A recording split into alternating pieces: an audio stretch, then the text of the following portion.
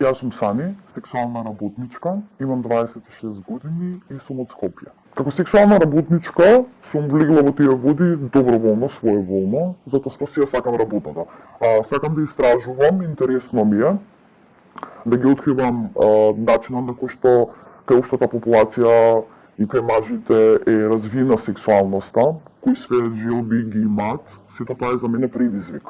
Другарка моја, што имаше работено како сексуална работничка во масажерско студио, ме интересираше како иде работата, ме интересираше што све работи она, како работи. Едноставно ми даде како добри пари и така да се рече тој бизнес. Иако што своеволно, доброволно си идеш, најнормално како и секоја нормална работа. Си имаш работни часови кои си ги вработуваш и мене ми сеќаше идеја. Започнав на 20 години, значи пред 10 години започнав.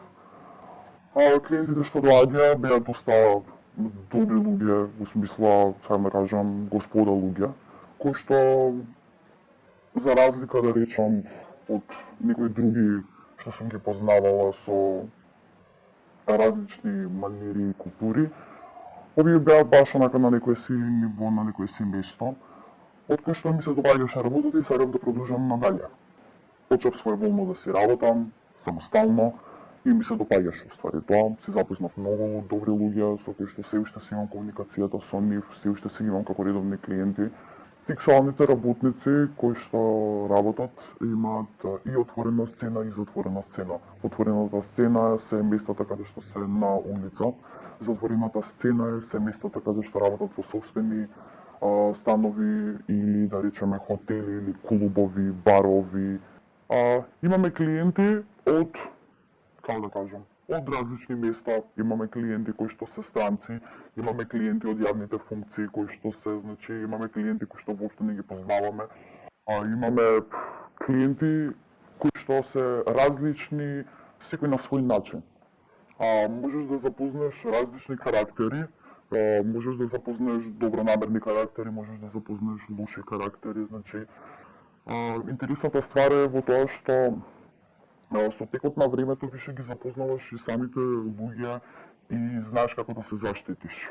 Препознавајќи ги сите тие знаци кои што они ги оддаваат, тоа е една предност што сексуалните работници ја имаат.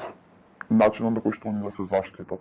Препознавајќи ги сите тие знаци и комуникацијата што имаат воедно со нив кога имаат лоши клиенти, имаат сексуалните работници си направи една своја метода каде што секој насилен клиент они го кажуваат на своите колеги и на колешки, каде што се они на некој начин заштитени и се помагаат едни со други. Самата сексуална работа како работа не е злонамерна и не е трговија со луѓе. Едно е трговија со луѓе, а друго е доброволна сексуална работа. Во глобала, од времето јас кога започнав да работам, значи пред 6-7 години, значи драстично изголемен бројот на сексуални работници, кои што, да речеме, ние не ги познаваме кои се, што се, како се. Дел од нив не се искажуваат себе си како сексуални работници поради дискриминацијата и стигмата со кои што се соочуваат и кои што ги гледаат дека постојат се уште, за разлика од, да речем, од другите држави каде што више е прифатена сексуалната работа како работа.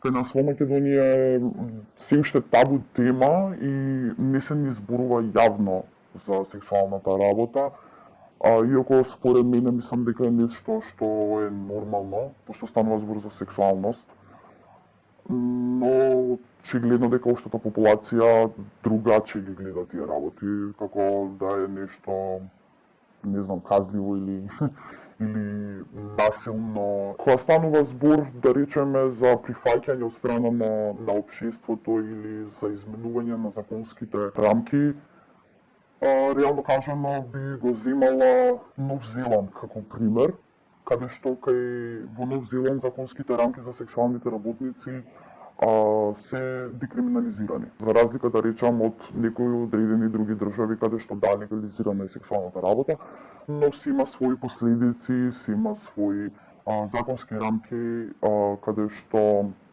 и се прифатени и не се прифатени. Откако сум влезена во оваа индустрија, до денеска немам приметено некои значајни промени, освен што е донесен законот за заштита и спречувањето од дискриминација, за кој се надеваме дека сексуалните работници ќе се охрабрат.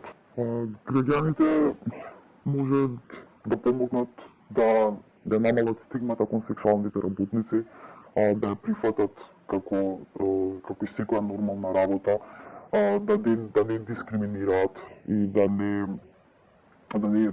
гледаат разликата дека сексуалните работници тоа го работат своеволно, доброволно. Ништо не е принудно во сексуалната работа, да не ја мешаат трговијата со луѓе и сексуалната работа која што е доброволна. Исто така би сакала да ги поканам за 17 декември, каде што во кај Универзална сала ќе имаме Red Light District по втор пат. Може да го најдете линкот на страницата starsexwork.org. Можете онлайн да го гледате перформансот што ќе го изведуваат 5 девојки, кои што се од различни места, да видите како би изгледало сето тоа кога би го имале во нашиот град во Скопје, и да се надеваме дека ќе не прифатат како сексуални работници кои што си ја вршат својата дејност и својата работа. Мојата порека до јавноста е да се стави крај на стигмата. Друго, да се прифати сексуалната работа како работа, која што ние ја сакаме и си ја работиме. Ако јас сум ја избрала доброволно мојата работа да ја работам, нема потреба другите да ме дискриминираат околу тоа, ниту да ме осудуваат. Мојата одлука е таа конечна, дека јас сакам тоа да бидам и сум задоволна.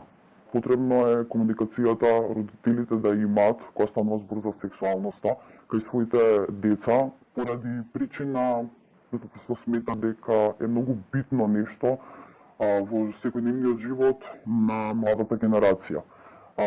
Начинот на кој што они го откриваат сето тоа е преку своите пријатели, кои што реално кажано чисто сумљам дека имаат некое познавање. Многу е подруго кога веќе искусена особа, како што се постарата генерација, родителите, може да ви објаснат што значи сексуално репродуктивно здравје, што значи почеток, да речеме, на одземање на невинност или започнување на било какви чекори кога се поврзани со сексуалноста. Затоа и го сметам и ја поддржувам таа иницијатива да се воведе сеопфатното сексуално образование како предмет кој што ќе се додаде во училиштата. Јас сум Ана, 28 години, сексуална работничка од внатрешноста на државата. Како сексуална работничка, влијанието на COVID-19 за мене допринесе многу негативни страни. Пред се бив избркан од работа. Мојата примарна работа беше сосема друга, на секундарна работа ми беше сексуалната работа. Бив избркан од работа поради тоа што компанијата во која што работев немаше финансиски средства да ги исплати вработените во компанијата. Заедницата исто така се соочува со голем намален пристап на храна и ресурси, отежнат пристап до плаќање на кирија и режиски трошоци, намален квалитет на животот, врзано со COVID-19, бидејќи исто компаниите немале финансиски средства да ги платат своите вработени. Познавам една сексуална работничка која што избркала, што го има напуштено домот каде што живее под кирија, бидејќи немала сметките се ги плати својата кирија и своите режиски трошоци.